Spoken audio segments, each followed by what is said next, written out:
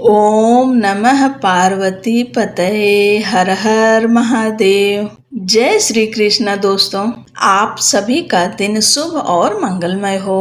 भगवान भोलेनाथ और माता पार्वती अपनी कृपा और अपना आशीर्वाद आप पर और आपके पूरे परिवार पर सदैव बनाए रखें। आज श्रावण महात्म्य के 20वें अध्याय का हम सब श्रवण करेंगे। 20वें अध्याय में है श्रावण मास में त्रयोदशी और चतुर्दशी को किए जाने वाले कृत्यों का वर्णन। प्रिय भक्तों, आप सबका आज की कथा में हार्दिक स्वागत है। भगवान शिव का ध्यान करते हुए आप सब कथा को सुनिए। ईश्वर बोले, हे सनत कुमार, अब मैं आपके समक्ष त्रयोदशी तिथि का कृत्य कहता हूँ। इस दिन 16 उपचारों से कामदेव का पूजन करना चाहिए। अशोक, मालती पुष्प, देवताओं को प्रिय कमल, कौसुंभ तथा बकुल पुष्पों और अन्य प्रकार के भी सुगंधित पुष्पों, रक्त, अक्षत, पीले चंदन, शुभ सुगंधित द्रव्यों तथा पुष्टि प्रदान करने वाले तथा तेज की वृद्धि करने वाले अन्य पदार्थों से पूजन करना चाहिए। नैवेद्य और मुख के लिए रोचक तांबूल अर्पित करना चाहिए। तांबूल अर्थात पान में चिकनी उत्तम सुपारी, खैर, चूना, जावित्री, जायफल, लौंग, इलायची, नारिकेल बीज के छोटे टुकड़े, सोने तथा चांदी के पात्र, कपूर और केसर, इन पदार्थों को मिलाना चाहिए। मगध देश में उत्पन्न होने वाले श्वेत वर्ण पके हुए पुराने दृढ़ तथा रसमय तांबूल संबरासुर के शत्रु कामदेव की प्रसन्नता के लिए अर्पित करना चाहिए। उसके बाद मोम से बनाई गई बत्तियों से कामदेव का निराजन करें और पुनः पुष्पांजलि प्रदान करें। इसके बाद उनके नामों से प्रार्थना करें, जो इस प्रकार है। समस्त उपमानों में सुंदर तथा भगवान का पुत्र प्रद्युम्न, मीनकेतन, कंदर्प, अनंग, मन्मथ, मार, कामात्म संभूत, झसकेतु और मनोभाव, कस्तूरी से सुशोभित, जिनका वक्षस्थल आलिंगन के चिन्हों से अलंकृत है।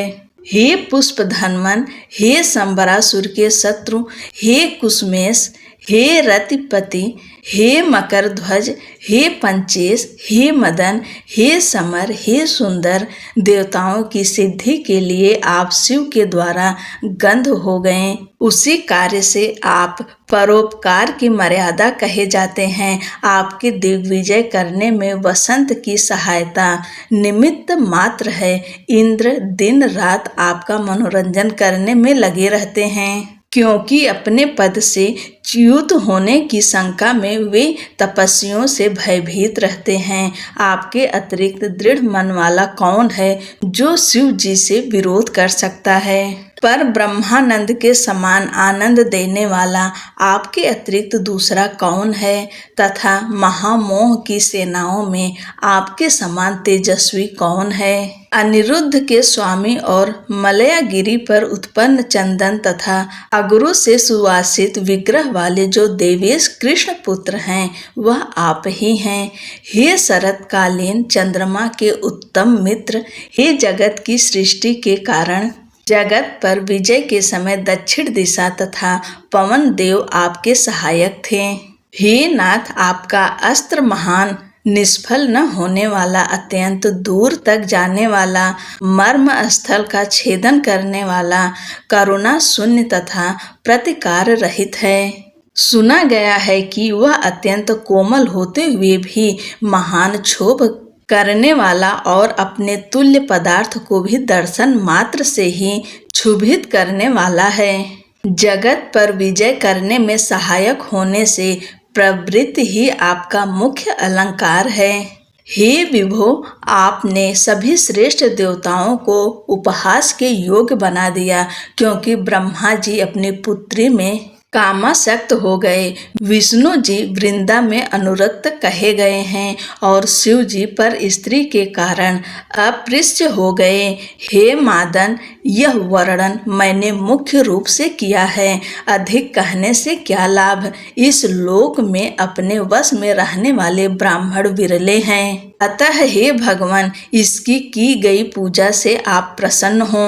श्रावण मास में शुक्ल पक्ष की त्रयोदशी तिथि में अपनी पूजा के द्वारा संतुष्ट होकर ये कामदेव सकाम पुरुष को अनेक प्रकार के अलंकारों से भूषित तथा मनोरम स्त्रियां प्रदान करते हैं और दीर्घजीवी गुणों से संपन्न, सुख देने वाले तथा श्रेष्ठ वंश परंपरा वाले अनेक पुत्र देते हैं।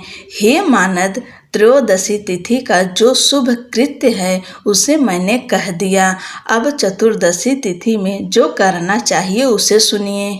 अष्टमी को देवी का पवित्रारोपण करने को मैंने आपसे कहा। वह यदि उस दिन न किया गया हो तो चतुर्दशी के दिन पवित्रक धारण कराएं।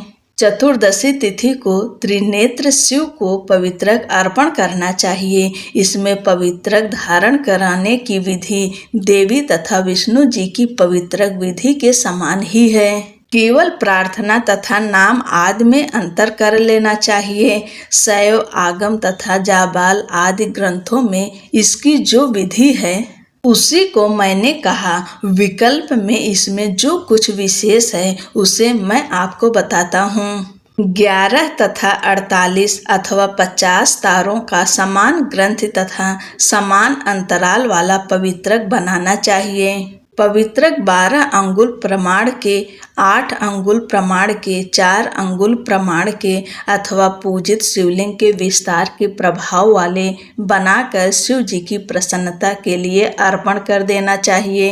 विधि पहले बताई गई है, फल आदि पहले कहे जा चुके हैं। जो इस व्रत को करता है वह कैलाश लोक प्राप्त करता है।